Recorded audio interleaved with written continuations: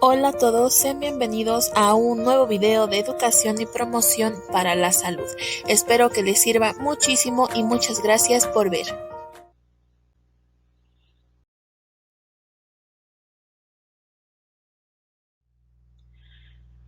Bueno, pues el día de hoy vamos a hablar sobre las intervenciones de enfermería en un paciente diabético.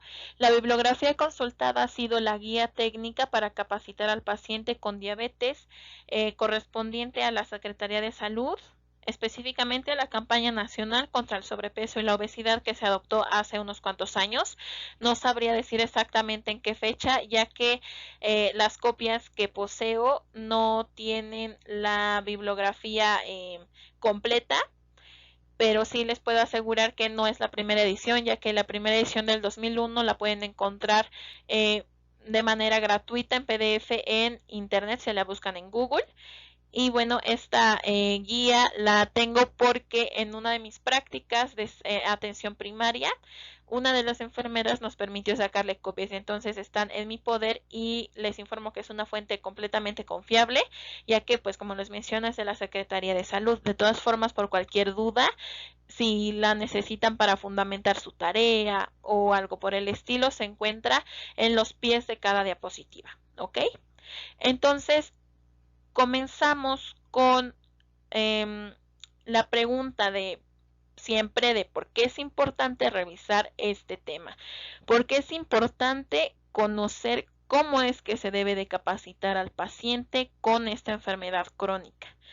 Pues para empezar, los pacientes tendrán dudas e inquietudes con respecto a su enfermedad y cómo controlarla, porque es una situación completamente nueva que efectivamente no se esperaba, y si se la esperaba tal vez no tenía considerado que fuera tan rápido, que fuera una situación real que pudiera enfrentar. Entonces, la situación de duelo, de dificultad en la afrontación pueden ser bastante elevadas y pueden afectar la percepción y objetividad del paciente en ese momento. En cuanto a nosotros como profesionales de la salud, debemos aprender a transmitir la información de una manera efectiva para que el paciente nos pueda entender.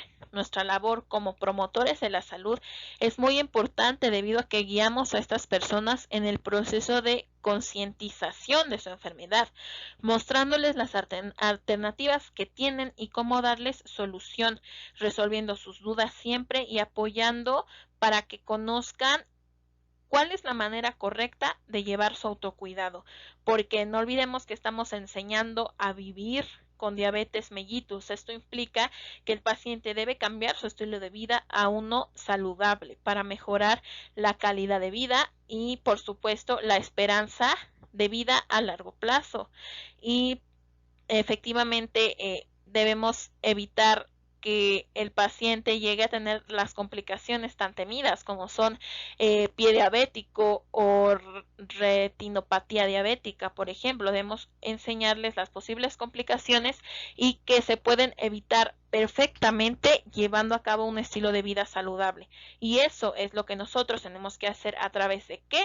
A través de un aprendizaje significativo. El aprendizaje significativo es aquel que nosotros hacemos tan nuestro, personalizamos tanto, que aplicarlo a nuestro día a día es prácticamente automático, se vuelve un hábito porque lo entendemos.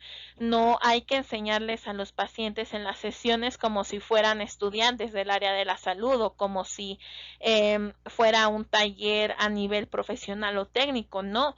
Hay que enseñarles de una manera que vinculen sus experiencias, vivencias o intereses para que no se le olvide, porque lo asocia con su propia vida. También debemos recordar que la enseñanza debe ser centrada en el paciente. Los ponentes o los promotores llegamos a realizar de manera espontánea una centralización de nuestros propios puntos de vista. Nos ensimismamos y llegamos a cometer ese error de no darnos ni siquiera cuenta de si el paciente nos entendió o no. Nosotros terminamos de hablar y decimos, si tiene alguna duda, y pues el paciente obviamente por pena puede ser, te va a decir que sí, y lo que va a pasar es que se va a ir con las mil mil y un dudas más que le metiste a la cabeza y eso le va a generar estrés, desesperanza y bueno, es contraproducente totalmente. Por lo tanto, debemos buscar estrategias para que las sesiones de atención se enfoquen en sus intereses, dificultades y expectativas del tratamiento, orientada siempre a resolver sus dudas. Y lo más importante es fomentar la participación y el intercambio de experiencias entre pacientes y entre paciente, enfermero, promotor de la salud. Es muy importante aprender a escuchar y aprender a realizar un aprendizaje empírico, un aprendizaje más a través de la práctica que a través del aprendizaje pasivo, que puede ser demasiado pesado, demasiado, ¿cómo decirlo yo? Inútil hasta para el paciente porque no va a entender los tecnicismos que usamos y a final de cuentas su cuidado va a ser completamente erróneo porque no va a saber cómo llevarlo a cabo. Por eso es tan importante que no sean sometidos a sesiones largas o clases de 2 horas o de 1 hora y media, incluso 1 hora sobre los aspectos complejos de su enfermedad. Deben entender conceptos básicos, como por ejemplo que le pones un ejercicio de, oye, ya te expliqué el plato del bien comer o el semáforo de la alimentación. Entonces, si tú te encuentras en tu casa o en la calle en un cierto momento y te topas con un tipo de grasa que puede ser, no sé, unos taquitos de carnitas contra unos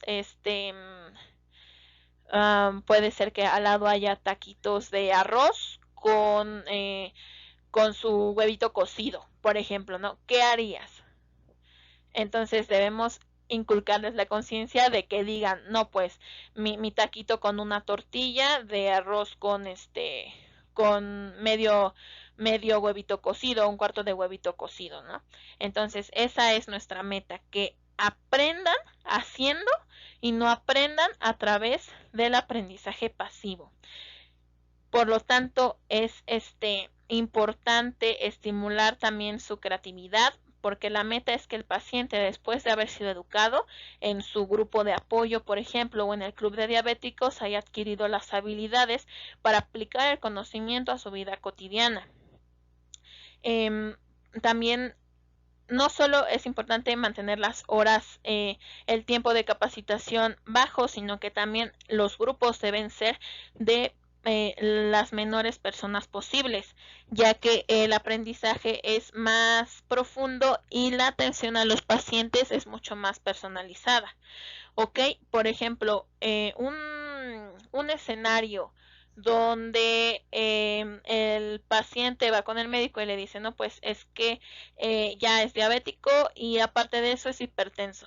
Entonces va a llegar contigo enfermero y va a decir, oiga, enfermera, el doctor me dijo que soy hipertenso, pero no sé muy bien qué significa.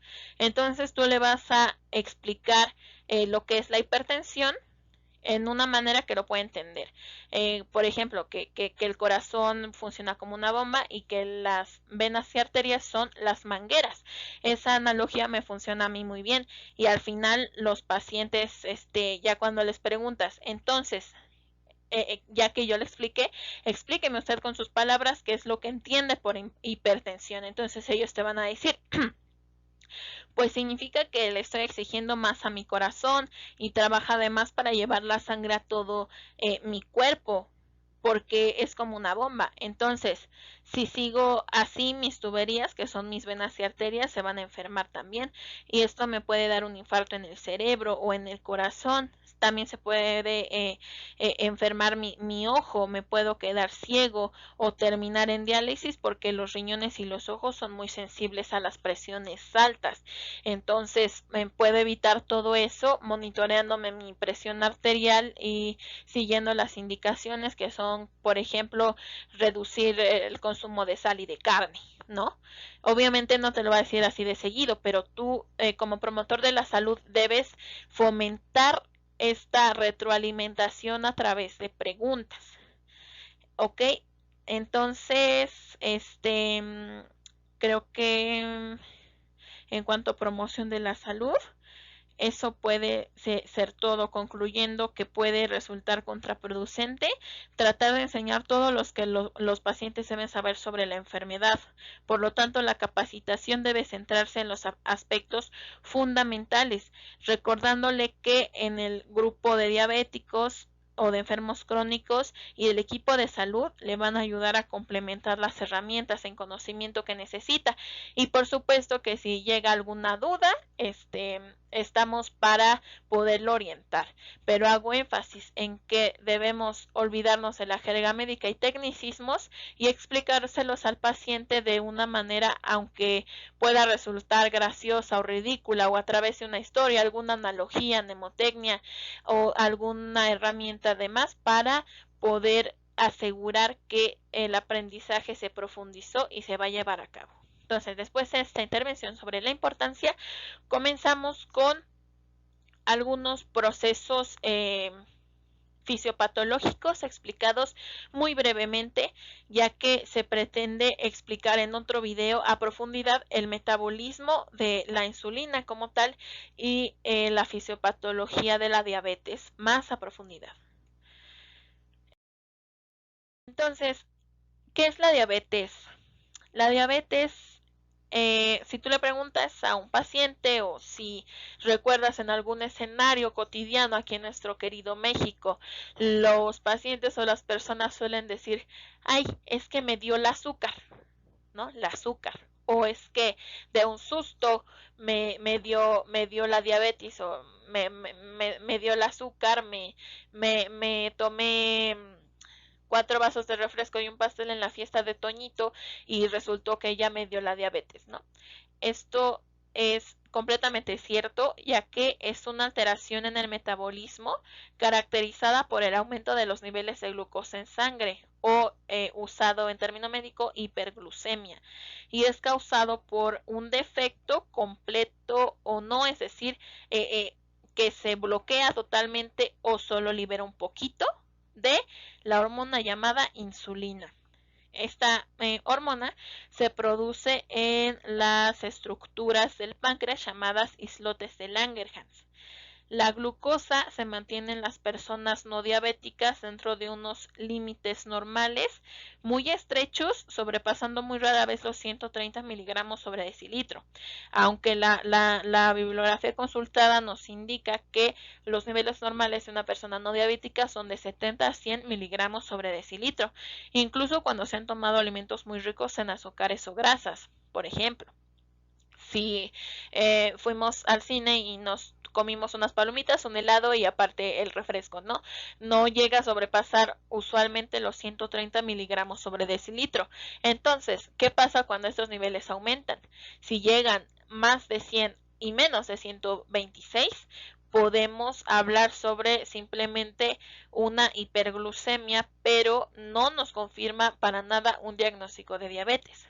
Para diagnosticar diabetes, lo que se hace es sí basarse en los niveles de glucosa en la sangre, pero aparte apoyarse de algunos exámenes de laboratorio. Esto quiere decir que si encontramos que la glucemia del paciente es mayor a 200 miligramos sobre decilitro y tiene un resultado de más 6.5 en su hemoglobina glucosilada y aparte en la curva de tolerancia a la glucosa tiene 140, ya podemos confirmar un diagnóstico de diabetes. Esto, por supuesto, se va a encargar el médico de realizar el diagnóstico médico como tal. Sin embargo, a nosotros nos corresponde realizar nuestros diagnósticos con nuestra taxonomía NANDA. Pero sí, entonces esto es muy importante. Recordar que los niveles de glucosa no nos van a asegurar por completo un diagnóstico. Tenemos que apoyarnos de laboratorios para confirmar definitivamente que ese metabolismo de la glucosa se ve mermado. Como aquí podemos ver, aquí tenemos una sangre normal de este lado, en la flechita azul. Las moléculas moradas son de glucosa. Entonces, en un paciente normal tenemos 1, 2, 3 más o menos 3 partículas de glucosa.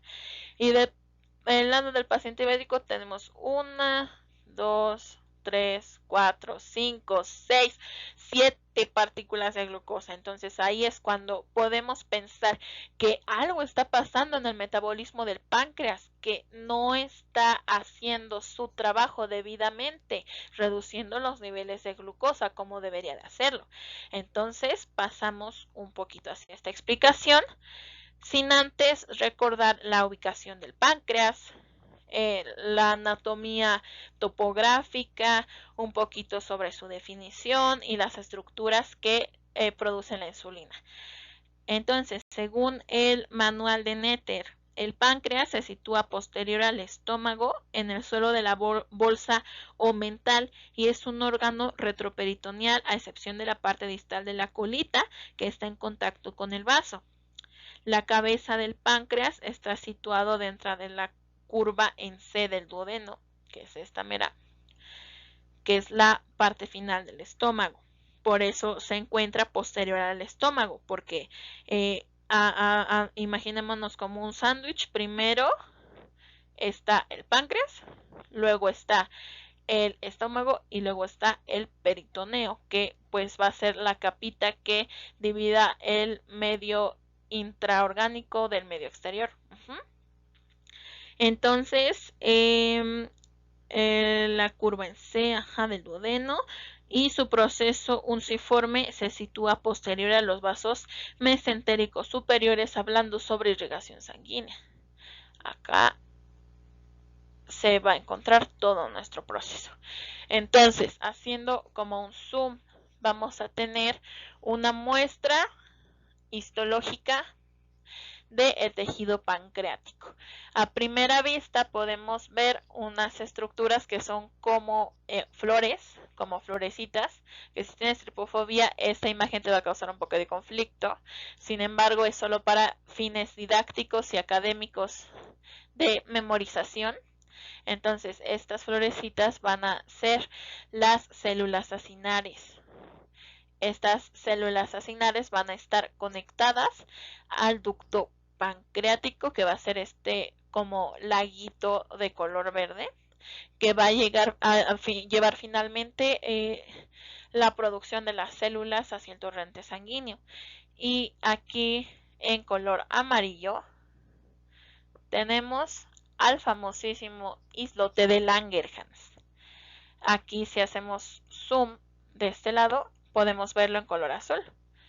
¿Qué es lo que va a pasar?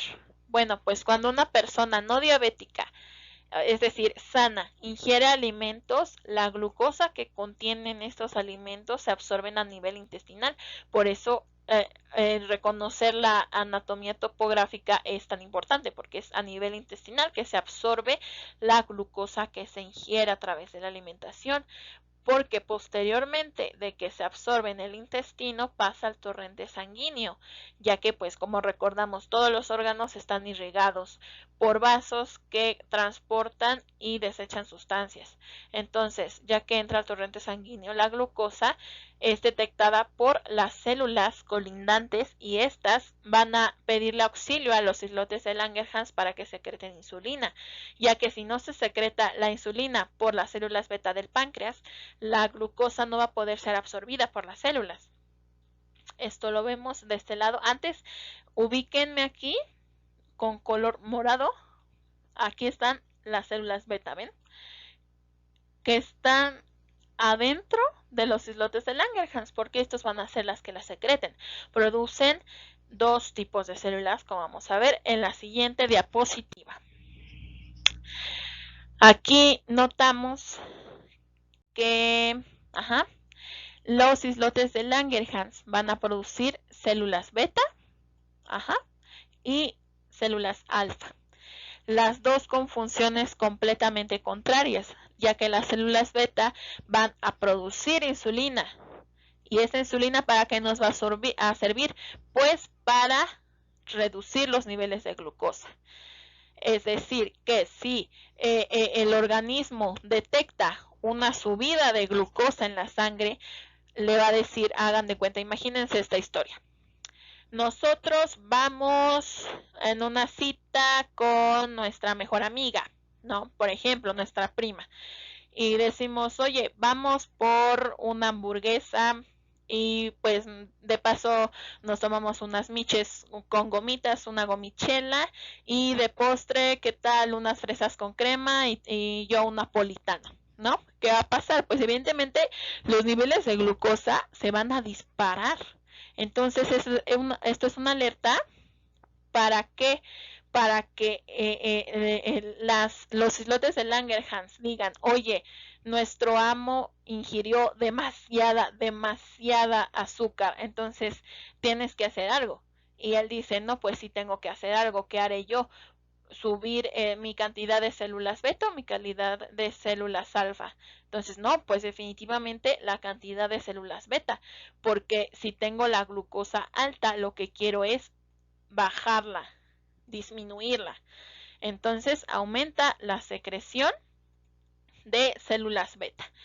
Entonces, ya que se produjo la insulina, el páncreas produce la insulina, que usualmente se relaciona con una llave. ¿Por qué? Pues por lo siguiente. La célula que se encuentra colindando con el tejido vascular no va a poder absorber la glucosa, que en esta imagen están como cuadritos con la letra G. Tenemos 1, 2, 3, 4, 5 partículas de glucosa. Esa es una cantidad elevada. Entonces, la célula le pide auxilio al páncreas para que le ordene a los islotes producir la insulina. Entonces, ya que la produce, la célula tiene el permiso de expresar sus receptores de insulina, que en esta imagen las voy a poner de color, que será de color rojo para que resalte. Estos receptores de membrana en color verde van a ser los que permitan la entrada a las partículas de insulina, que en este caso son estas celulitas moradas. Ajá. Entonces, si la insulina no se secreta adecuadamente, ¿qué es lo que pasa? Pues que la célula no puede absorber la glucosa que necesita. Ajá. Entonces, en un paciente normal, pues listo, el páncreas secreta insulina, la célula puede absorber la glucosa y si absorbe la glucosa, reducen los niveles vasculares de glucosa. Entonces, ¿por qué reducen los niveles vasculares de glucosa? Porque nuestra querida célula va a absorberla para producir energía. Entonces, si se la come, entonces va a reducir la cantidad de glucosa en sangre, ¿ok? Recordemos aquí que las células que mayor absorben esta glucosa van a ser los miocitos o células musculares, los adipocitos o células adiposas y los hepatocitos. Son aquellas que más absorben, más necesitan, más que nada la ayuda de la glucosa para sus procesos metabólicos.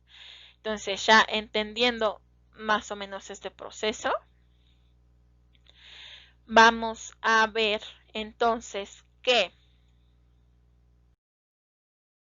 las manifestaciones clínicas en vista de todo este proceso van a ser la famosa analogía de 4P. Sin embargo, yo le añadí más una A porque va a tener una manifestación clínica que no tiene que ver con la P. Entonces la analogía es 4P más 1A, porque la A va a ser astenia.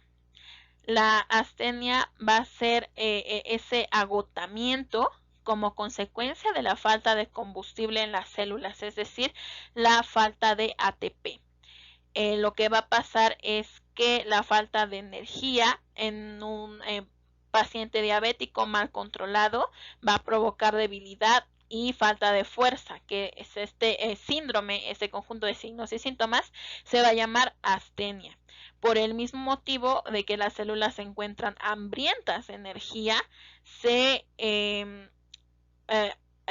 aumenta la cantidad de hormonas que te inducen a comer, lo que nos llevaría a la siguiente manifestación clínica, que es la polifagia, que es aumento en el hambre, por lo que el organismo pues exige seguir alimentándote para compensar esa falta de ATP que las células no están consumiendo. Por eso me importaba tanto que entendieran todo este proceso de que si la glucosa, que es un monosacárido simple, se usa por las células para producir ATP, si no se absorbe correctamente, estas células no producen ATP y van por la vida completamente asténicas y sin ganas de vivir. Entonces esto aumenta la cantidad de hambre del paciente para poder compensar esa falta que siente.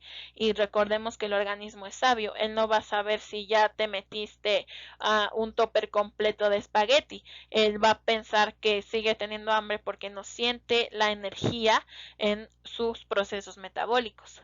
La siguiente P va a ser pérdida de peso, puesto que no puede recibir la energía de los azúcares que es pues la glucosa. El organismo intenta obtenerla a partir de las grasas, de ese panículo adiposo que todos tenemos acumulado en nuestras lonjitas, en nuestras llantitas, en la papada, en el panículo adiposo subclavicular o del omóplato.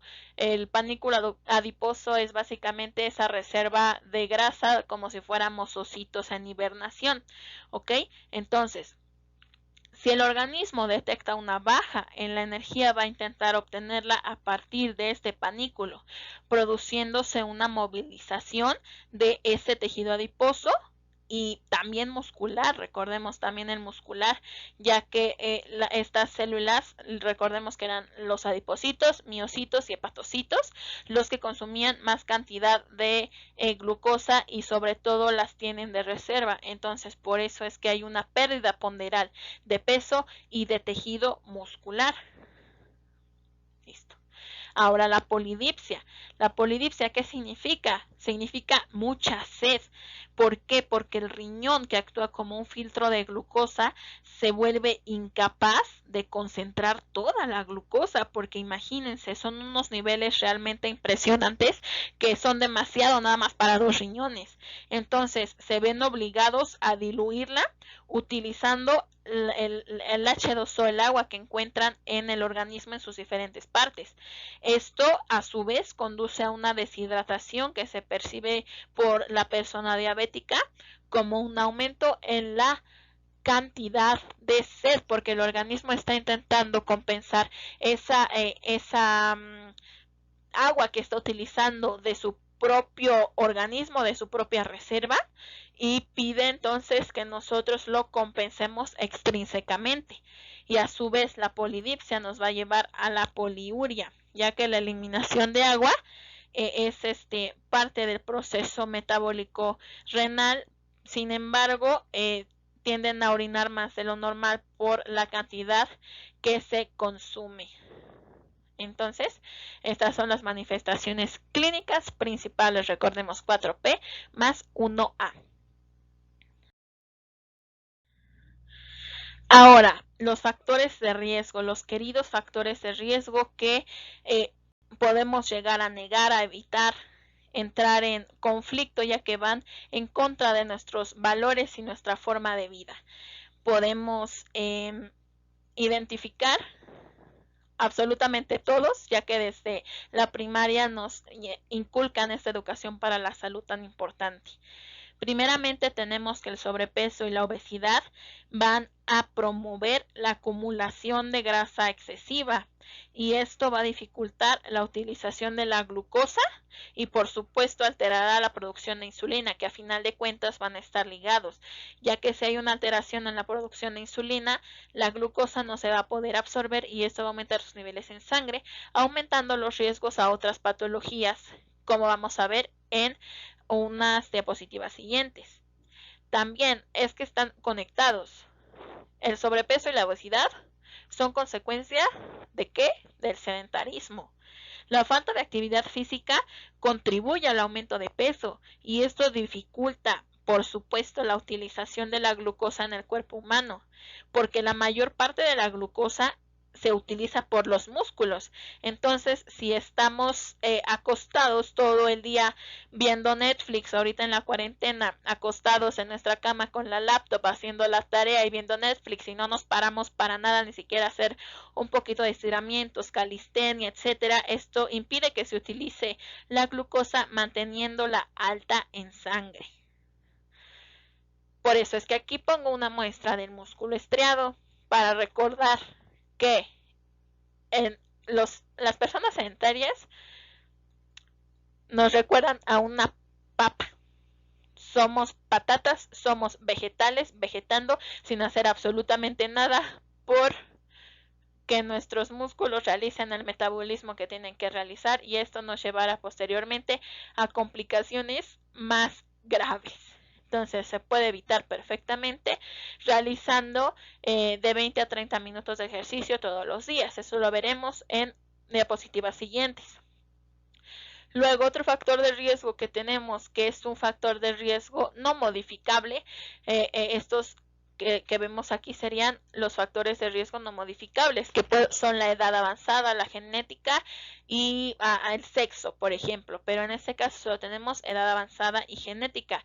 ¿Por qué la edad es un factor de riesgo? Porque aumenta el riesgo por el deterioro orgánico asociado a la edad avanzada. Sin embargo, este riesgo puede disminuirse, y si la persona se ha cuidado bien a lo largo de su vida, no tiene mucho que temer, porque la vejez reduce la capacidad del organismo para llevar la homeostasis adecuadamente, ya que se merma la producción de hormonas, la producción de sustancias que mantienen al cuerpo joven y pleno, ¿no? Entonces, en este caso, el organismo pierde la capacidad de producir la insulina como lo hacía como cuando tenía, por ejemplo, 20 o 15 años, cuando podías tomarte una vaquita loca o ¿cómo se llaman estos verdes? Un pitufo sin ningún problema, ya que producías la insulina adecuada como para tomarte unos 4 sin ningún problema. Entonces, la glucosa no se puede utilizar adecuadamente y aumenta sus niveles en sangre, como ya vimos. Sin embargo, es un factor completamente dependiente de los estilos de vida que previamente haya tenido el paciente. Y finalmente, la herencia. Sabemos que simplemente por ser mexicanos tenemos muchísimo más riesgo de desarrollar diabetes y enfermedades en general metabólicas y relacionados con síndrome metabólico que otros países.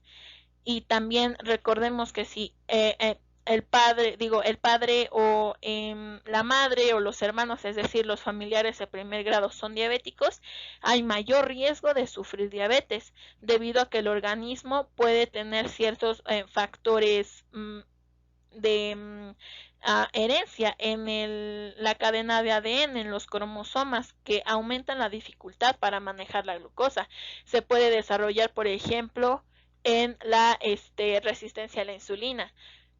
Si por ejemplo, yo tengo abuelos maternos que son diabéticos, su hijo, mi tío materno, también ya desarrolló la enfermedad. Sin embargo, aunque mis padres no la han desarrollado, tengo ese factor de riesgo por genética en mis cromosomas, en sus factores de expresión. Entonces, yo, Kenia, debo tener mucho más cuidado y realizar las recomendaciones que en posteriores diapositivas vamos a ver. Entonces, estos son los factores de riesgo principales. Ahora, debemos tener en cuenta cómo es que el paciente vive la diabetes. Para empezar, la enfermedad, cualquier enfermedad que sea, afecta al ser humano en todas las esferas, tanto física, psicológica, familiar y social, y espiritual también. Entonces, esto va de la mano al desarrollar cualquier enfermedad crónica no transmisible, como es el caso de la diabetes. El enfermo se enfrenta a una situación completamente desconocida y esto le provoca temor, inseguridad, ansiedad, frustración, angustia, dolor físico, molestias físicas, alteraciones en el sueño, cambios en el estado de ánimo, disminución de la autoestima o en los casos más graves depresión, porque podrían ocasionar dependencia. Ese es alguno de sus mayores miedos, ser dependiente de familiares o cuidadores terceros. Es la angustia ante la posibilidad de sufrir la muerte y de faltarle a sus familiares, si es madre, padre o hermano mayor, si tiene algún o alguna persona a su cargo, puede pensar inmediatamente, no, pues es que mis hijos, no, pues es que mi familia o es que mi mamá, ¿quién la va a cuidar? Entonces ese miedo a la muerte, ese miedo a ser dependiente de otras personas, ese miedo a algunas complicaciones no necesariamente posibles, que son la ceguera o la amputación de miembros, porque saben de vecinos que fueron diabéticos y ya les amputaron la extremidad inferior izquierda o que ya desarrollaron catarata diabética, ¿no? Entonces esos son los principales pensamientos que tienen los pacientes y esto les pone una venda en los ojos para que no vean de manera objetiva lo que implica su enfermedad y que realmente se puede modificar el rumbo y el futuro de él para mejorar su estilo de vida a través de un cambio en el estilo de vida. Entonces, ahora las fases por las que una persona pasa al momento de enfrentarse al cambio van a ser el impacto inicial, que es aquella etapa primaria en la que la persona puede entrar en estado de shock, negación o incredulidad. La segunda es la resistencia al cambio.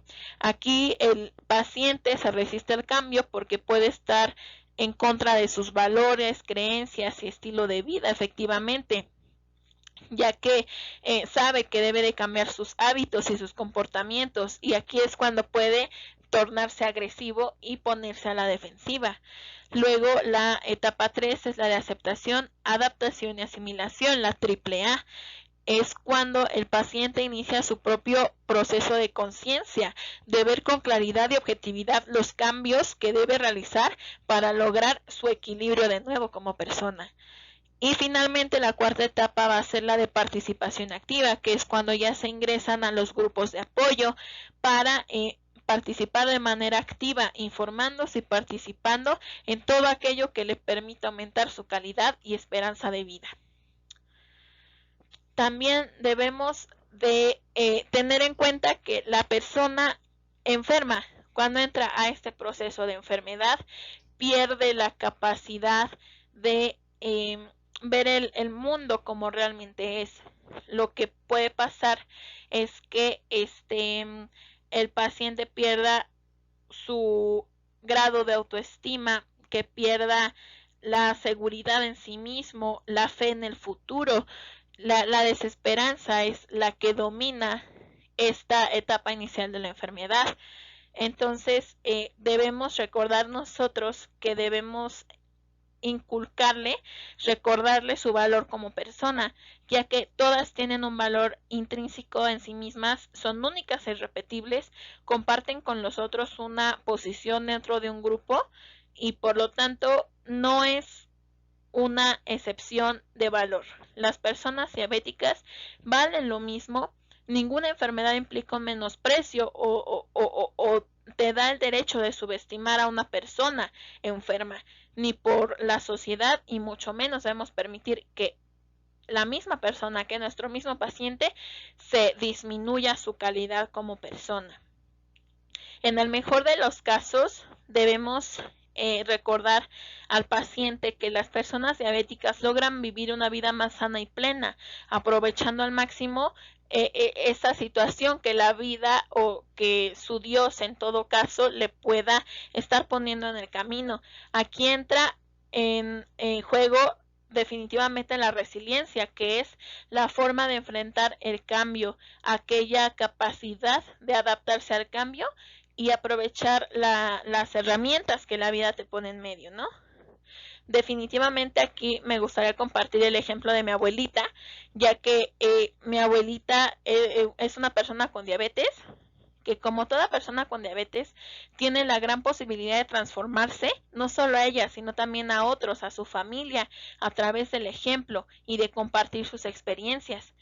Ella nos inspiró desde pequeñas a cuidar nuestra alimentación lo más posible, llevando una alimentación no satanizada u obsesiva, sino consciente, una alimentación consciente, teniendo el poder de elegir lo que nos llevamos a la boca y lo que nos puede aportar o perjudicar lo que comemos. Por ejemplo, cuando como tortilla, ese día no como pan porque ya comí tortilla. Cuando como galletas, no me acabo el paquete de 12 galletas, sino me como 3 o 4 o 2 o 3, dependiendo del tamaño. Y también lo que me encanta es que desarrollan recetas alternativas para alimentarse ricamente y deliciosamente, porque a nosotros nos gusta mucho disfrutar de la comida, pero de una manera saludable. Luego, tenemos algunas técnicas de control. ¿Qué es lo que tenemos que controlar principalmente? Tenemos que controlar la ingesta de medicamentos, la actividad física, el peso y la alimentación. Aquí comparto una analogía más que se llama mapa, como si fuera un mapa del tesoro. El mapa del tesoro hacia un mejor estilo de vida y un control de la diabetes. Medicamentos, actividad física, peso o control del peso y alimentación saludable. Comenzamos con los medicamentos. Pues como ya sabemos, los medicamentos para los diabéticos tienen el objetivo de disminuir la glucosa en sangre, ya que si naturalmente el paciente no lo puede realizar, pues los fármacos están para suplir aquellas funciones perdidas por el organismo naturalmente. Esto solo en el caso de que no haya sido suficiente el control de peso y el ejercicio durante un periodo de tiempo razonable, o bien porque existan signos de descontrol importantes que hay que tratar con apoyo externo. Es muy importante inculcar al paciente que cumpla estrictamente las indicaciones médicas y que debe estar bien informado acerca de la dosis y el horario de la toma. Puede hacer, por ejemplo, un calendario, puede poner alarmas en su celular y definitivamente llevar un diario. Nosotros recomendamos un diario con tablas de control de peso, control de glucosa, o simplemente en las cartillas de vacunación. Los invito a conocer su cartilla de vacunación, ya que tiene tablas de seguimiento de glucosa, seguimiento de peso, seguimiento de todos los procesos médicos que tienen que ver con el mantenimiento de la salud y la calidad de vida. Entonces, el paciente debe saber su dosis y horario y tener en cuenta que el propósito del medicamento es evitar las elevaciones de glucosa en sangre, por lo que se tiene que tomar con alimentos principalmente, no, ya que si la toma el medicamento en ayunas puede provocar una baja en los niveles de glucosa en sangre, que esto se conoce como hipoglucemia. También en caso de olvido, es que esto es muy común, es más común de lo que quisiéramos admitir, de que al paciente se le olvida la toma de una dosis y nos dice, es que sí se me olvidó la del desayuno, pero ya en el almuerzo me tomé dos tabletitas de metformina, ¿no? Entonces esto es absolutamente peligroso y debemos de hacerle entender al paciente lo peligroso que es, ya que si intenta compensarlo con doble dosis, la sobredosis puede producir hipoglucemia, porque a final de cuentas es un medicamento hipoglucemiante, ese es su objetivo, y si se toma dos dosis, imagínense los niveles de glucosa tan bajos que llega a tener el paciente en su sangre. Hay que tener también en cuenta que los alimentos con los que debe de acompañar siempre sus comidas y su medicamento deben ser saludables y siempre acompañados de la actividad física y el control de peso para que funcione adecuadamente. No es que la dosis no sea suficiente si el doctor ya se la aumentó 2 veces, si el paciente sigue siendo sedentario y sigue estando en el mismo peso, incluso subiendo algunos gramos conforme el tiempo pasa. ¿Ok? Entonces, nuestro principal objetivo es evitar el desapego al tratamiento para evitar futuras complicaciones. Esta es la M. Ahora, vamos a tener que en las intervenciones como el control de la glucosa en sangre, tenemos que promover el automonitoreo de la glucosa. Empezamos con las metas del tratamiento y vamos a clasificarlos como bueno, regular y malo. Ya que un paciente que no está monitoreado no puede saber exactamente qué tanto va mejorando o si está en algún riesgo mayor, y si no se lo notifica a su médico, pues bueno, las complicaciones pueden ser lamentables. La glucemia en ayunas debe estar menor a 110 miligramos sobre decilitro, ya por mucho hasta los 140. La glucemia después de 2 horas de comer debe estar menor a 140 miligramos sobre decilitro. Posteriormente, en los exámenes que se tienen que realizar con cierta periodicidad, se controlan el colesterol, los triglicéridos, los HDL, que recordemos que es el tipo de colesterol que nos importa controlar, la tensión arterial y el IMC. ¿Por qué la tensión arterial? Porque recordemos que la tensión arterial más las dislipidemias que implicarían la cantidad de colesterol y triglicéridos pueden promover a la formación de aterosclerosis y estas a su vez la formación de eventos vasculares cerebrales o infartos. ¿Ok? Luego la A, ya tenemos la MA, nos falta P y A para formar la palabra mapa. En la actividad física, el paciente tiene que realizar de 30 a 40 minutos diarios, 4 veces a la semana como mínimo. Si bien puede que no haga una sesión completa de 40 minutos, en una sola sesión puede dividirse ese tiempo como 10 minutos en la mañana, 10 minutos en la tarde, 10 minutos en la noche. Sin embargo, si es posible que el paciente vaya a practicar algún deporte o alguna actividad física, como por ejemplo la zumba, el step, la escaladora, estas clases tienen una metodología, una estructura, y lo que intentan es que haya calentamiento, actividad vigorosa y enfriamiento. Sin embargo, ahorita especialmente que estamos en cuarentena, todo esto se puede realizar desde nuestras casas, teniendo en cuenta que el calentamiento debe consistir en estiramientos de todas las extremidades. Podemos realizar iniciando movimientos de cabeza, no al frente hacia atrás, izquierda, derecha, y movimiento de hombros hacia arriba, hacia abajo y girándolos. Luego movimiento de brazos, haciendo círculos con los brazos hacia adelante, hacia atrás y hacia los lados, flexionando el tronco y la cintura hacia adelante y hacia atrás, como si estuviéramos agachándonos por algo. También las piernas, hay que movilizar las piernas, subiendo las rodillas hacia el pecho, realizando balanceos de izquierda a derecha y abriendo en compás como tijeras, estando parados las piernas hacia afuera y hacia adentro. Y también los pies para evitar alguna lesión secundaria. Ahora, la actividad vigorosa, la actividad fuerte, que debe ser ininterrumpida, puede ser, por ejemplo, saltar, puede ser, por ejemplo, bailar, puede ser hacer el quehacer, o sea, pero de seguido. Puede ser reparar muebles, o jugar con los nietos, con los sobrinos, con los hijos, en un mínimo de 20 minutos. ¿Ok? Igual yo les recomiendo un canal en YouTube que se llama Gym Virtual con Patri Jordan. Ella tiene una plataforma virtual de videos de entrenamiento completamente planeados para poder activarse en casa sin ningún problema y sin ninguna excusa.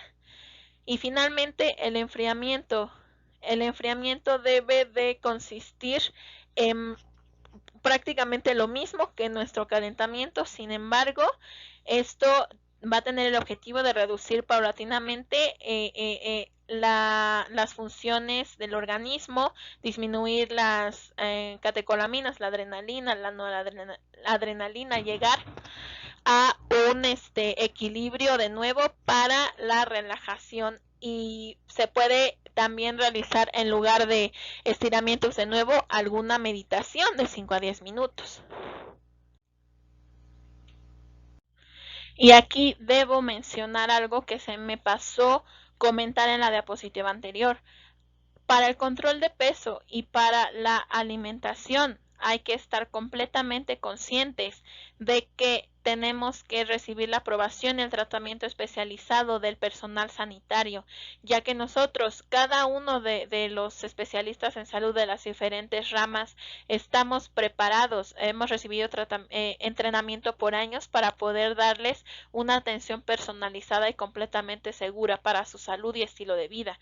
¿Qué quiero decir con esto? Con que si usted, paciente, va a un gimnasio, la persona encargada del gimnasio, por vender, le va a ofrecer planes alimenticios, dietas, suplementos alimenticios, inyecciones, etcétera, etcétera.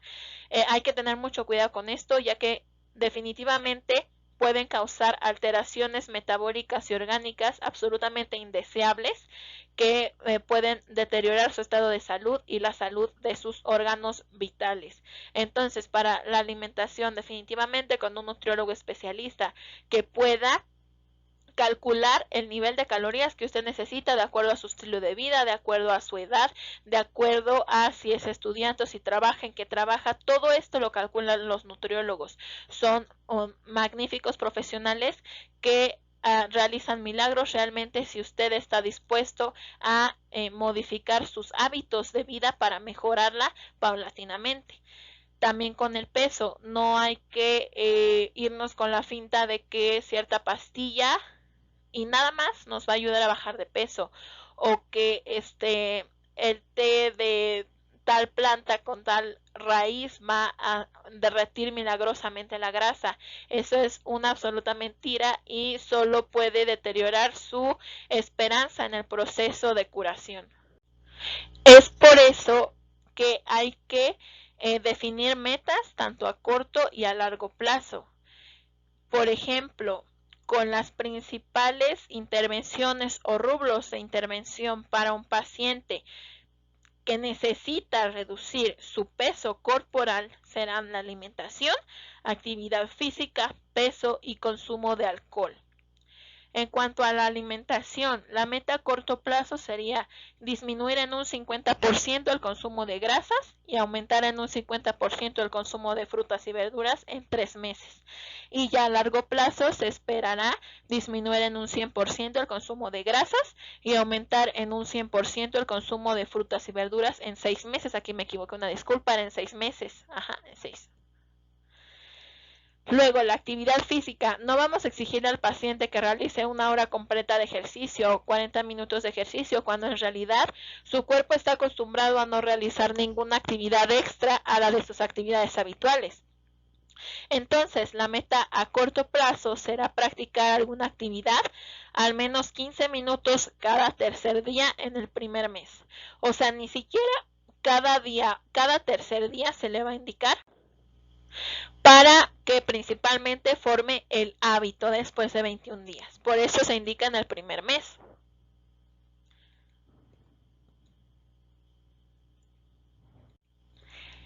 Y la meta a largo plazo será a realizar una actividad física, ahora sí, de 30 a 45 minutos, la mayor parte de los días de la semana durante 6 meses. También Lo que nos importa aquí será la intervención que tiene que ver con el control de peso.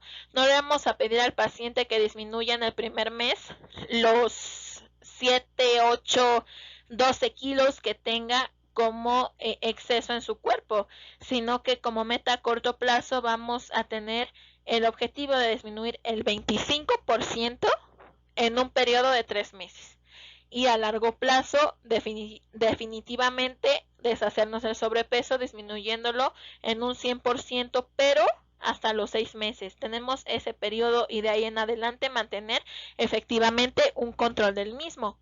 Y finalmente, si consume alcohol, nuestra meta definitiva tanto a corto como a largo plazo será dejar de consumir alcohol. Esto me recuerda mucho a nuestros manuales Nanda Nignok, ya que tenemos uno que nos ayuda a clasificar nuestras metas y consiste en mantener en y aumentar a. Y ya posterior a nuestra puesta en práctica del plan de cuidados, recibimos los resultados y vemos que también funcionaron nuestras intervenciones. Entonces es una forma también de poder recordarlo, ¿no? Aquí tenemos la fórmula para calcular el peso, ya que si estamos en el control de peso vamos a necesitar una herramienta para poder clasificarlo. Esta va a ser el índice de masa corporal, que se consigue dividiendo el peso entre la estatura o la talla al cuadrado. El resultado va a ser en kilogramos sobre metros cuadrados y va a clasificarse con esta tablita. Si es más sencillo para ustedes recordarlo por los dibujos de la anatomía del paciente, pues adelante. Y si es más sencillo con la tabla de colores, pues el recurso está disponible, ¿no? A mí personalmente se me facilita más con la tabla de colores, ya que si nuestro paciente se encuentra entre bajo peso y adecuado, es azul. Si se encuentra en sobrepeso y obesidad grado 1, se encuentra dentro del verde y el amarillo. Y ya los casos más graves de obesidad grado 2 y obesidad en adelante, como puede ser aquí en la tabla, grado 2, grado 3 y grado 4, ya se encuentran en tonalidades naranjas y rojas, lo que nos puede ayudar a identificarlo como un semáforo. Ahora, la última letra de nuestro acrónimo, que es MAPA, es la A de alimentación. Aquí como herramienta nos vamos a apoyar de el plato del bien comer, la pirámide de la alimentación saludable o el semáforo de la alimentación. En lo que nos debemos enfocar nosotros es hacerle entender al paciente que hay que cuidar la cantidad y el tipo de alimentos. ¿Qué es lo que va a pasar? Pues que en el plato del bien comer vamos a tener 3 grandes grupos: verduras, frutas como el primero, cereales como el segundo y leguminosas y alimentos de origen animal como el tercer grupo. De verduras y frutas debemos de consumir no menos de 5 porciones diarias, ya que tienen fibra y otras sustancias que ayudan a protegernos de enfermedades crónicas no transmisibles como la hipertensión o el cáncer incluso. En el grupo de los cereales tenemos a aquellos que conciernen a la avena, el maíz, arroz, cereales, tortillas, etcétera, que se deben consumir con moderación y de acuerdo a nuestra actividad física, ya que estos son los grupos de alimentos que nos van a aportar la mayor cantidad de glucosa necesaria para nuestros metabolitos intrínsecos, ¿ok? Y el grupo 3 de leguminosas y alimentos de origen animal son aquellos de los que debemos limitar el consumo definitivamente, ya que las leguminosas son la fuente de energía rica en proteína que puede ayudar a disminuir el consumo de carne por su alta capacidad saciante. O sea, son muy llenadores, como dicen por ahí. Incluso las personas veganas o vegetarianas llegan a combinar ciertas leguminosas como arroz y frijol, por ejemplo, para llegar a la saciedad y poder comer rico también. también incluye los tubérculos ricos en fibra, como por ejemplo la papa, el camote o la yuca. Y los alimentos de origen animal son aquellos que definitivamente debemos de evitar lo más posible, ya que contienen altos niveles de grasa que pueden dañar al corazón y las arterias y favorecen a la obesidad, por lo tanto, dificultan el control de la diabetes. A nuestro sistema de salud mexicano lanzó en el 2008 más o menos esta estrategia que es el semáforo de la alimentación. Este semáforo incluye una tabla para determinar el IMC y indica los colores verde, que significa consume alimentos que puedes consumir todos los días, modera en amarillo, que significa alimentos que puedes consumir máximo 3 veces por semana, y finalmente evita, que son los alimentos que debes consumir máximo 2 veces por mes. Los alimentos que puedes consumir todos los días, le vas a decir al paciente, todos los días puede consumir verduras. Definitivamente las verduras no tienen un número limitado. Las frutas tampoco. Nada más que prefiera las que son de temporada porque son ricas y baratas, para aumentar su consumo sin excusa. Luego también podemos consumir todos los días cereales integrales como avena, amaranto, pan integral, arroz, tortilla, bolillo, palomitas. También los frijolitos, el garbanzo, las habas, las lentejas y definitivamente el agua natural y el té sin azúcar. Y los alimentos en clasificación amarilla, que puedes consumir máximo 3 veces por semana, van a ser el huevo, las carnes rojas y embutidos, los aceites, las pastas, las nueces, pistaches, almendras, las aguas frescas y el café. 3 veces por semana, no todos los días ni cada tercer día, 3 veces por semana. Y finalmente los que podemos consumir máximo 2 veces por mes van a ser los empanizados, los fritos, la comida rápida, los taquitos, las vísceras como las tripas, los taquitos de cuerito de pollo, el pollo rostizado, los mariscos, las grasas definitivamente como la mantequilla, la mayonesa, las harinas refinadas, todo eso solo se puede comer 3 veces al mes. Bueno, de 2 a 3 veces al mes, para no ser demasiado crueles, pero recordemos que este cambio debe ser paulatino. No puedes cambiar de vida al paciente de un momento a otro. Debe ser paulatino y poco a poco. Algunas recomendaciones que nos marca la guía es no comer más de una ración de carne al día, y la frecuencia de elección quiere decir que elijas primero pescado. Si no hay pescado, pues pollo o pavo. Si no hay pollo o pavo, pues res, y si no hay res, pues carne de puerco. Pero definitivamente consumir más pescado y pollo porque son los que tienen menores cantidades de grasa y de factores que promueven a las enfermedades cardíacas.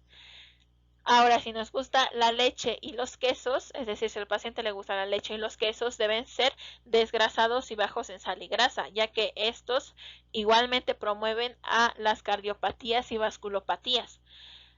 En el momento de cocinar hay que quitar la grasa y piel, asar u hornear en vez de freír, como lo veíamos en el semáforo, que hay que evitar freír los alimentos y comer de 2 a 3 veces al mes como máximo. Hay que eliminar la grasa de los caldos y los fritos. ¿Qué quiero decir con eso? Que si hacemos un caldito de pollo, una birria, algo, las burbujitas de grasa, de aceite que se separan por interacción molecular, se deben de quitar con una cucharita. Igual al momento de servir, si es posible, mamis, agarren la cuchara y quiten las burbujas de grasa, y al momento de servir háganlas hacia un lado con el cucharón para no servir más grasa que caldo. Igual en los fritos, cuando nos toque comer comida frita, agarramos una servilleta absorbente y le quitamos la grasa a los taquitos o a las pechugas empanizadas para reducir la cantidad que ingerimos. Obviamente no vamos a quitar toda, pero definitivamente de comer un 60% de grasa a comer un 100%, pues definitivamente es mejor el 60%. También hay que evitar usar manteca y mantequilla en los panes o en los sopecitos, en aquellas garnachas, por ejemplo, que requieren el uso de manteca. Hay que limitar el consumo al menos una vez al mes. Y hay que usar muy poca mayonesa y crema como complemento a nuestros platillos. También hay que evitar comidas abundantes y dividirlas en varias comidas ligeras. Por ejemplo, si nos enfrentamos a una situación festiva del 15 de septiembre que la abuela hizo pozole y la abuela te presenta un plato como de medio kilo de pozole en un tazonzote de esos hermosos de barro decorados que definitivamente se ven apetecibles, pero nosotros debemos inculcarle al paciente la alimentación consciente, de que diga, oye, ¿me como un tazón de medio kilo de pozole de una sentada o me como de 250 a 300 gramos, es decir, medio tazón, o uno más pequeño a ese que me está dando mi abuela? Ahorita, que son las 8 de la noche, ¿no? Y ya seguramente, obviamente nos vamos a desvelar, entonces ceno de madrugada, como en unas 4 horas que me vuelva a dar hambre, me como la otra porción que no me comí, y en ese momento es muy frecuente que después de unas 4 horas de que se comió, la familia vuelve a sentarse y vuelve a comer la misma porción gigantesca de pozole o de cualquier otro platillo. Entonces, nuestro paciente debe de sentir ese poder de que tiene la capacidad de elegir a comerse medio plato de el que todos se comen, y que a final de cuentas se va a sentir mejor y más poderoso porque él se habrá comido la mitad de lo que sus otros familiares inconscientes se comieron, ¿no? Y a esto hay que añadirle también las tostadas, el refresco. Entonces, entre más pozole tenemos, seamos sinceros, más tostadas comemos. Entonces, con esta acción es como una reacción de bola de nieve que reduce paulatinamente el consumo calórico definitivo que podríamos haber consumido en esa comida abundante. Y recordemos que la mayoría de la energía debe venir de los cereales y sus derivados, como les comentaba, ya que su capacidad saciante es muy buena y nos va a ayudar a evitar subir de peso, ya que el consumo de esa energía es como energía pura. No es como, por ejemplo, consumir una dieta a base de lácteos y lípidos y embutidos, que una dieta a base de cereales, de arroz, de avena, de frijol, de pollito, de verdura. O sea, comparen, imagínense en su mente aquel familiar o amigo que tiene su refrigerador repleto de yogurt, de helado, de salchicha, jamón, diferentes tipos de queso, danonino, no sé, creo que ya mencioné yogurt, refresco, y tiene como una pequeña sección donde tiene según zanahorias cambray y apio por si les da hambre, y aparte si hacen ensaladas le ponen el aderezo con las 1001 calorías que terminan atrofiando totalmente la capacidad nutricional de esa ensalada.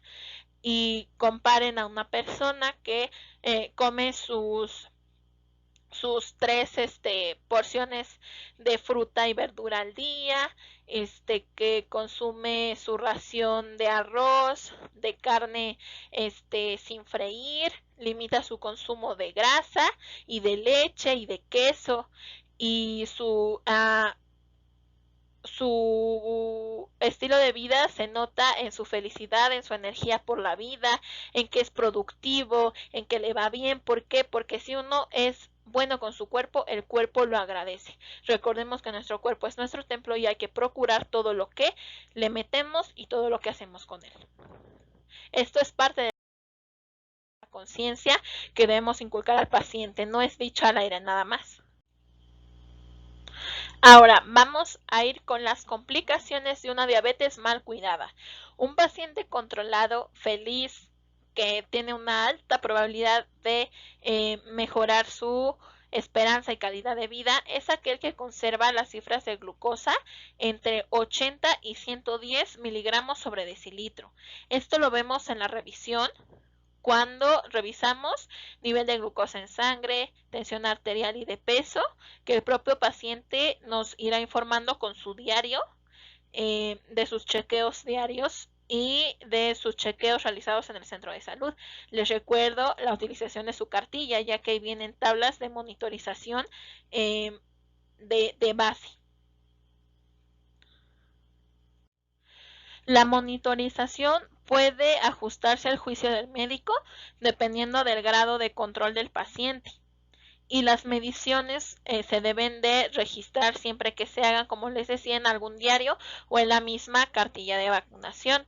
Las ventajas de monitorearse la glucosa es que nos informa sobre su comportamiento en la sangre en las diferentes horas del día y sus variaciones para poder identificar a tiempo alguna complicación aguda que se pudiera presentar, ya que el cuerpo habla antes como una pedida de auxilio o una advertencia de que nos va a pasar la factura en algún momento por los sobrepasos. También nos permite ajustar la dosis del medicamento hipoglucemiante o de la insulina para poder mantener la glucosa sanguínea dentro del objetivo del control planeado.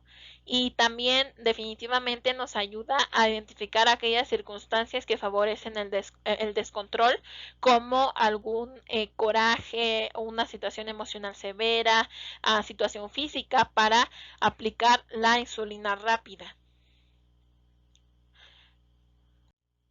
Entonces, dicho esto, se entiende como control de la enfermedad aquel paciente que conserva sus cifras de glucosa estables, porque las cifras mayores a 140 miligramos sobre decilitro a mediano o largo plazo pueden causar daño a diferentes órganos del cuerpo.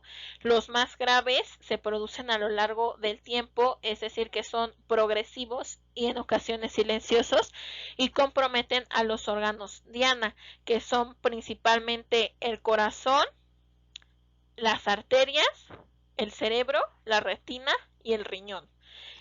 Que van a ser los órganos diana afectados principalmente por los niveles de glucosa. Aquí tenemos un esquema donde explicaré rápidamente las complicaciones que tiene. A nivel circulatorio, definitivamente puede afectar al corazón, pudiendo llegar a un infarto y a un accidente cerebrovascular o evento vascular cerebral, principalmente isquémico, como vemos aquí. Este es un EBC isquémico a causa de ¿qué? Pues de que los niveles elevados de colesterol, triglicéridos, glucosa, llegan a crear una placa de ateroma que ocluye la luz del vaso y esto impide que la sangre llegue adecuadamente a los tejidos.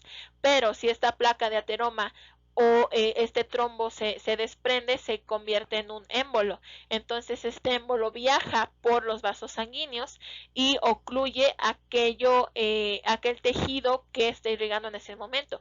En este caso puede llegar al corazón, ocasionando un infarto agudo al miocardio, por ejemplo, o al cerebro, ocasionando un evento vascular cerebral que va a terminar atrofiando el tejido, definitivamente necrosándolo y perdiendo esas funciones de las que se encargaba el tejido en cuestión. También a nivel vascular se pueden dañar las arterias de todas los tejidos. Por aquí podemos ver, esta es la plaquita de ateroma. Y como se afecta el flujo sanguíneo de aquel órgano, se va a ver afectado. Por ejemplo, si las arterias de la retina se ven afectadas, la sangre no le va a llegar adecuadamente, por lo tanto el oxígeno no le va a llegar y pueden dañarse las arterias de la retina y alterar la función normal del tejido, provocando ¿qué? Retinopatía o cataratas, por ejemplo, o varias alteraciones visuales previa de la ceguera, etcétera. Lo mismo pasa con cualquier órgano, pero como les decía, estos son los principales órganos afectados, son los órganos diana. A nivel del riñón se puede producir insuficiencia renal, ya que no se metaboliza la glucosa adecuadamente y estos se ven con más carga de trabajo y llega a ser demasiada. A consecuencia de ello dicen, no, pues yo ya no puedo más, eso es demasiado trabajo para mí, te quedas solo. Y es cuando los pacientes llegan a ir a diálisis y los gastos en salud aumentan, la calidad de vida disminuye y el riesgo de muerte aumenta. En cuanto a nivel del sistema nervioso, tenemos que los pacientes diabéticos llegan a sentir hormigueo en los pies o de plano ya no sienten nada. Esto es una pérdida de sensibilidad en específicamente las extremidades inferiores, en las estructuras más distales a el paciente es donde se presentan más alteraciones, ya que están los pequeños vasos y los pequeños nervios que son los que controlan las actividades más finas. Entonces es cuando el paciente puede llegar a ver afectadas algunas funciones básicas, como por ejemplo el dominio de eliminación e intercambio, que implica una alteración en la eliminación que va a provocar en el paciente una diarrea crónica o una incontinencia urinaria. Y en el caso de la impotencia sexual, todo esto se ve como consecuencia del daño a los nervios que controlan estos órganos. Igualmente, definitivamente cuando hablamos de trastornos de los nervios, vamos a encontrarnos con la famosa neuropatía diabética. Esta se caracteriza por la falta de sensibilidad y problemas circulatorios en las extremidades distales que el paciente diabético, como está en un proceso inflamatorio crónico, definitivamente va a tener alteraciones en el sistema inmune y en los procesos de cicatrización homeostática normal. Entonces va a haber más riesgo de que una pequeña laceración, una pequeña cortada se convierta en una infección o una úlcera. En casos extremos, el mal cuidado de estas pequeñas lesiones puede llegar a provocar que el único tratamiento posible sea la amputación. Algunos profesionales se guían todavía definitivamente por la clasificación o tabla de Wagner, que nos va a ayudar a clasificar las úlceras o las lesiones del paciente en 5 grados, del 0 al 5, siendo el 0 el pie en riesgo sin úlcera, con un control adecuado y con tratamiento preventivo nada más. Y en el grado número 5 es el más afectado, que ya va a implicar una gangrena extensa y va a llevarnos al único tratamiento posible de la amputación. Aquí vemos una clasificación donde se ve mejor cómo es que el tejido del pie se daña. Asimismo, nuestra responsabilidad, nuestro deber como promotores de la salud va a ser concientizar al paciente de que si no se cuida adecuadamente los pies, va a tener más riesgo de perder la extremidad y hay que hacerlos conscientes de lo difícil que es para su situación realizar una cicatrización normal, ya que en estas ocasiones se tiene que iniciar terapia antibiótica para evitar que la necrosis siga aumentando. Aquí podemos dar algunas recomendaciones. Como la guía los marca, son 6 pasos para tener unos pies sanos. El primero sería revisar diariamente que los pies no presenten cortadas, por más pequeña que sea, contusiones, arañazos, heridas, decoloración, enrojecimiento, callos o infecciones. Hay que lavar y secar los pies diariamente y ponerles crema en los pies resecos para evitar que se parta. hay que utilizar talco entre los dedos del pie y mantener seca la zona interdigital, cortándose las uñas con mucho cuidado sin perderle el respeto a la herramienta punzocortante, que es el corta uñas, haciendo énfasis en el peligro, el índice de peligro que tiene hacerle alguna laceración por más pequeña que sea la piel. También hay que pedir que utilice los zapatos a su medida, no que compre zapatos apretados y diga que ya en 1 o 2 meses ya se le amoldan a su tamaño del pie con el uso, no, porque como menciono, por la más pequeña lesión se puede desarrollar un pie diabético, así como lo estamos viendo en la imagen en la pantalla. También si tiene callos, hay que ir con un podólogo y definitivamente no se los tiene que cortar él mismo. Es muy peligroso y no hay que usar apósitos milagrosos que prometen quitarlos, porque esto podría igual ser un factor de riesgo para desarrollar necrosis irreversible. Y si tiene alguno de estos problemas, informarle la importancia de que vaya a su centro de salud a pedir nuevamente la asesoría y el tratamiento de los profesionales de salud que están a expensas de algún cambio para poder ayudarlo. Aquí es donde se utiliza la famosa hoja de examen del pie, cuyo propósito es comprobar la pérdida de sensibilidad, buscar heridas, callos y coloración extraña, como acabamos de ver. Aquí es la siguiente imagen que vamos a tener este test que se va a realizar con algún punzón fino, una punta de hilo de nylon o una goma de lápiz. Primeramente vamos a decir a nuestro paciente que se quite zapatos y calcetines y con la herramienta que elijamos vamos a comenzar a puncionar las zonas que aparecen en el esquema. Vamos a presionar el pulpejo del primer dedo, del tercero y del quinto. Asimismo, del primer metatarsiano, el tercero y el quinto. También la parte externa del centro del pie y la parte interna.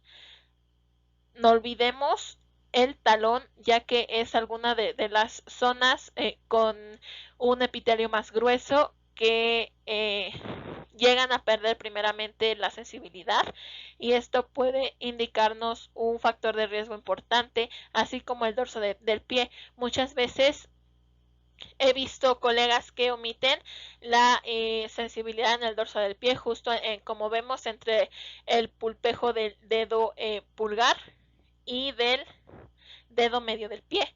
¿Por qué? Porque en esta zona es donde se puede empezar a llegar a ver la necrosis o la coloración extraña, ya que es la zona más distal donde las vascularizaciones, los pequeños vasos llegan más distales, más alejados de el sistema central de control. Entonces las extremidades, los pulplejos tanto de las manos como de los pies son los principales afectados cuando el corazón se enferma o se va a enfermar. Entonces hay que tener mucho cuidado con no omitir nuestro dorso del pie ni ninguno de estos puntos que, como notamos, son 10 importantes puntos que no hay que omitir. Hay que preguntar si siente cuando toca estos puntos, si existen heridas, callos o decoloración y vamos registrando en nuestra hoja las alteraciones que lleguemos a encontrar en el paciente. Finalmente, los dejo con una tabla que es una forma de recordar cuáles son las intervenciones o indicadores que debemos de promocionar al paciente que se debe de estar checando y cada cuánto tiempo. Por ejemplo, aquí tenemos la glucosa, el colesterol, la revisión de la vista, revisión renal, tensión arterial, control de peso y revisión bucal. Comenzamos con la glucosa. Este examen sirve para determinar si la diabetes está controlada, es decir, si la alimentación, el ejercicio y la medicación que vimos en nuestra técnica MAPA han sido efectivos. En los pacientes bien controlados se recomienda efectuar el automonitoreo de la glucosa capilar en ayunas una vez a la semana. En los que están bien controlados puede ser menos frecuente según la indicación del médico. Y en los mal controlados o inestables se recomienda efectuarlo diariamente, inclusive varias veces al día, hasta que se logre el control glucémico.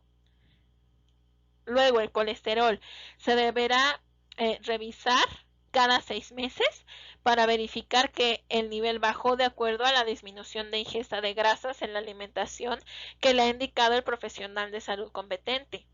El examen de colesterol nos va a servir entonces para ver si el plan de alimentación permite cumplir las metas del tratamiento que vimos en la tabla de metas. La revisión de la vista. Este examen revisa la agudeza visual y de la retina. Se recomienda al momento de establecer el diagnóstico y posteriormente de manera anual. La revisión del riñón es aquel que va a apoyarse del EGO, examen general de orina, y microalbuminuria. Indicado una vez al año.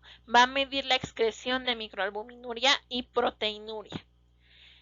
La revisión de la presión arterial se recomienda tomar periódicamente en casa con el fin de observar si el paciente mantiene cifras de tensión alta o baja, ya que es un factor de riesgo importantísimo, especialmente en las personas diabéticas, ya que puede promover el desarrollo de aterosclerosis y sus consecuencias que ya acabamos de ver. Y finalmente, el control de peso para saber si se logra llegar al objetivo propuesto del índice de masa corporal controlado. Y la revisión bucal. Hay que recordar no hacer caso omiso a la salud bucal, ya que las personas con diabetes incrementan sus posibilidades de tener enfermedad de la encía y su posterior defunción. Pueden desarrollar periodontitis diabética.